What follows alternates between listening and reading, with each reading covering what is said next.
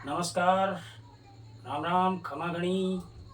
सभी कैसे हो? सभी जाग रहे हो, सो रहे हो? सो रहे हो तो उठ जाओ, जाग रहे हो तो लग जाओ पढ़ाई में। विद्यालय जो है स्टार्ट होने जा रहे हैं कल से, परसों से। तो सबसे पहला जो टॉपिक अपन पढ़ेंगे आज, देखिए, पदार्थों में होने वाले परिवर्तन। जो एनसीईआरटी जो कक्षा 10 है उसका लेसन नंबर जो 1 है, रासायनिक अभिक्रियाएं, उसका पहला ही पॉइंट है ये। तो अपन पढ़ेंगे सामान्यतः ये जो परिवर्तन होते हैं वो दो प्रकार के होते हैं। नंबर 1 जो होता है भौतिक परिवर्तन, भौतिक परिवर्तन। दूसरा जो होता है रासायनिक परिवर्तन। दो प्रकार के सामान्यतया पदार्थों में परिवर्तन होते हैं। नंबर 1 है भौतिक परिवर्तन, नंबर 2 है रासायनिक परिवर्तन। सबसे पहले अपन पढ़ेंगे भौतिक परिवर्तन को। ये क्या होता है, इसको समझने से पहले हम पढ़ेंगे भौतिक गुण क्या होते हैं। पदार्थ के भौतिक गुण कौन कौन से होते हैं। सामान्यतः हम यदि देखें तो जैसे पदार्थ की अवस्था है, उसका आकार है, उसका जो आयतन है, उसका रंग, ताप, दाब, ये क्या होते हैं, भौतिक भौतिक गुण होते हैं। तो ये सभी जो भौतिक गुण है उनमें ही परिवर्तन होता है, न कि रासायनिक संगठन में परिवर्तन हो जाए। अर्थात देखिए, पदार्थों में होने वाला वह परिवर्तन जिसमें पदार्थ के भौतिक गुणों जैसे जैसे अवस्था है, आकार है, आयतन है इत्यादि में तो परिवर्तन होता है, लेकिन रासायनिक गुणों व संगठन में कोई परिवर्तन नहीं होता है। इसे हम कहते हैं भौतिक परिवर्तन। दोबारा से देखिए, पदार्थों में होने वाला वह परिवर्तन जिसमें उसके भौतिक जो गुण हैं उनमें तो परिवर्तन होता है, लेकिन रासायनिक जो गुण हैं और संगठन में कोई परिवर्तन नहीं होता है। अर्थात पदार्थ की मात्रा जो है अवस्था बदल सकती है, उसका जो आयतन है वो बदल सकता है, आकार बदल सकता है, लेकिन रहेगा वही पदार्थ, नया पदार्थ नहीं बनेगा। ये होता है भौतिक परिवर्तन। मात्र भौतिक जो गुण है उनमें ही होगा परिवर्तन होगा, रासायनिक जो गुण है और संगठन में कोई परिवर्तन नहीं होगा। इस प्रकार का जो परिवर्तन होता है उसको हम कहते हैं भौतिक परिवर्तन। देखिए, अब हम इसके उदाहरण देखेंगे। यदि स्क्रीनशॉट लेना चाहो तो आप ले सकते हैं। अब हम देखेंगे भौतिक परिवर्तन के उदाहरण। देखिए,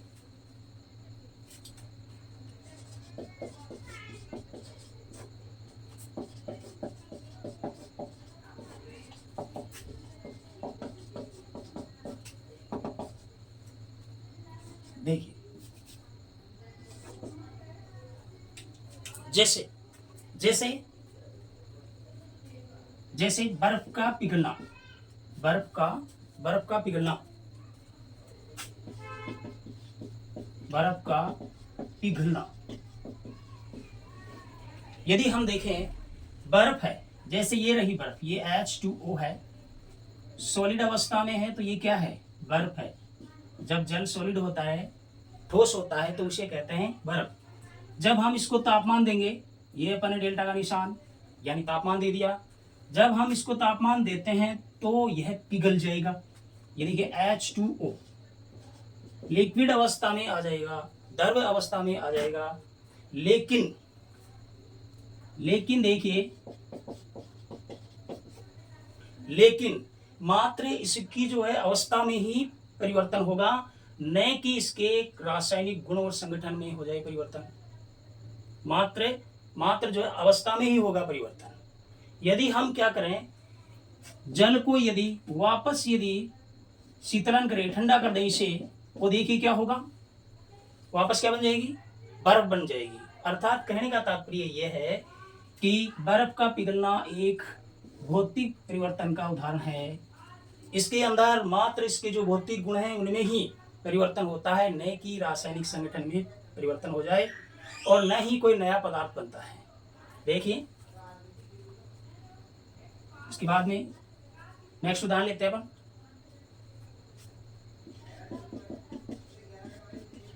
लोहे का पिघलना, लोहे का पिघलना, ये भी क्या है, एक भौतिक परिवर्तन का उदाहरण है।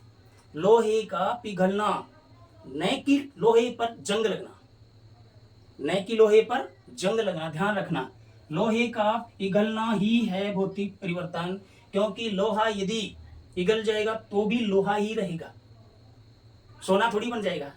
लोहे को पिघला देंगे वो सोना थोड़ी बन जाएगा, लोहा ही रहेगा। अर्थात इसका मात्र और मात्र अवस्था में परिवर्तन हुआ है, न कि इसके रासायनिक संगठन में और गुण में कोई परिवर्तन हुआ। इसके बाद में देखिए, मोम का पिघलना, मोम का पिघलना ये भी क्या है, एक भौतिक परिवर्तन का ही उदाहरण है। बर्फ का पिघलना, लोहे का पिघलना, मोम का पिघलना। उसी के साथ में यदि अपन देखें, जल का वाष्प में बदलना, वाष्प का मतलब है गैसें, जैसे H2 और O2 के अंदर बदल जाए।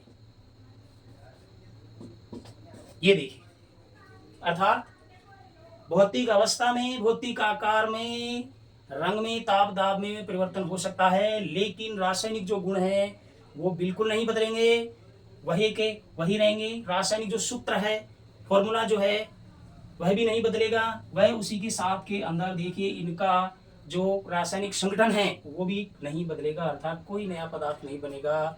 यदि हम और उदाहरण देखना, बहुत सारे उदाहरण है अपन सामने, बहुत सारे उदाहरण हैं। देखिए, इसका यदि एक उदाहरण और देखें तो अपन देखेंगे, कागज को फाड़ना, फाड़ना है, जलाना नहीं है, ध्यान रखना।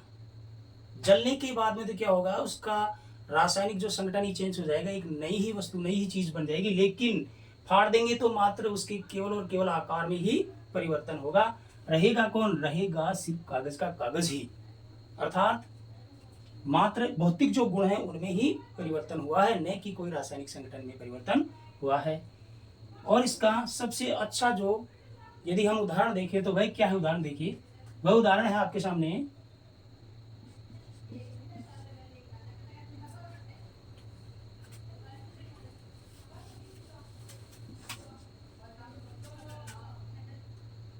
ये देखिए, देखिए H2O जो है यहाँ पर ठोस अवस्था में है, यानी बर्फ है, यानी क्या है, बर्फ है। यदि हम बर्फ को तापमान देंगे तो यह बन जाएगा जल, लिक्विड अवस्था में हो जाएगा, यानी द्रव हो जाएगा, यह द्रव अवस्था में बन जाएगा। यदि हम इसको और तापमान देंगे तो यह देखिए गैसीय अवस्था में आ जाएगा। यदि हम इसे गैस को यदि हम वापस ठंडा करेंगे तो वापस क्या प्राप्त हो जाएगा, जल प्राप्त हो जाएगा। और जल को यदि लिक्विड अवस्था को यदि अपन वापस क्या करेंगे, ठंडा करेंगे तो वापस बर्फ में प्राप्त हो जाएगा। अर्थात पदार्थों में होने वाला वह परिवर्तन जिसमें उसके भौतिक गुणों में, जैसे आकार है, आयतन है, उसकी अवस्था है, इनमें तो परिवर्तन होता है, लेकिन रासायनिक गुणों और संगठन में कोई परिवर्तन नहीं होता है, इसे कहते हैं भौतिक परिवर्तन। यह और ये सभी इनके उदाहरण हैं। इसके बाद जो अगला जो अपना जो वीडियो आएगा उसमें अपन पढ़ेंगे रासायनिक परिवर्तन व उसके उदाहरण।